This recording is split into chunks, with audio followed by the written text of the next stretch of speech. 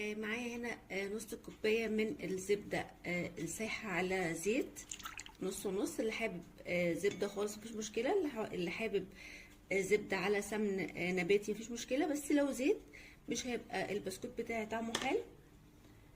وهنا نص كوباية من السكر الناعم، هخلط كويس علشان السكر يدوب. معايا هنا حبايتين من البيض بدرجة حرارة المطبخ،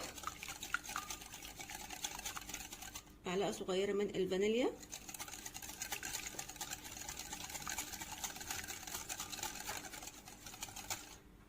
معلقتين كبار من مربى المشمش، وده اختياري بس بتدي طعم حلو قوي للبسكوت بتاعي. دلوقتي معايا كوبايتين ونص من الدقيق، هحط كوبايتين واسيب النص لو احتجت احط شويه بشويه بالشكل ده كده. ومعايا هنا نص كوبايه من جوز الهند الناعم، لو حابين نزود جوز الهند ونقلل من كميه الدقيق مفيش مشكله. معلقه صغيره من البيكنج باودر، رشه من الملح. هخلط بقى بالسباتيولا كده. وفي الغالب هحتاج النص كوبايه من الدقيق، بس انا ما حبيتش احط الدقيق كله فتطلع عندي ناشفه فزود سوائل، كنت حابه الخليط يكون مظبوط كده. هزود بقى النص كوبايه اللي عندي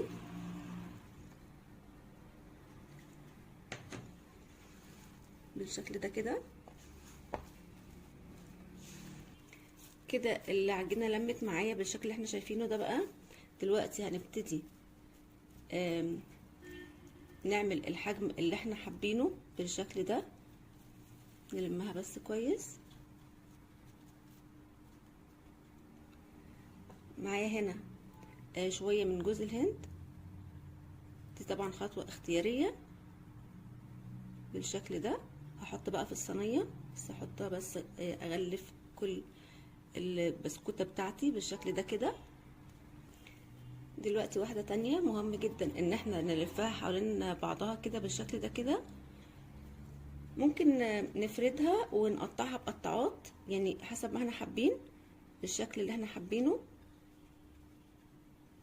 بالشكل ده كده. دلوقتي بعد ما غلفت البسكوت بتاعي بالشكل ده كده للشكل بس مش اكتر، هحط واحدة من الكريز او انصاف من الكريز، او ممكن نحط فستق او لوز او اي حاجة عندنا، بس انا هحط زي ما قلت انصاف الكريز بتدي شكل حلو جدا. هخلصها واحطها بقى في الفرن على درجة حرارة 180 على الرف الاوسط. هتاخد تقريبا من ربع ساعة لتلت ساعة بالكتير قوي. وكده البسكوت بعد ما طلع معانا اخد تقريبا تلت ساعة. شايفين بقى بجد تحفة جدا وريحة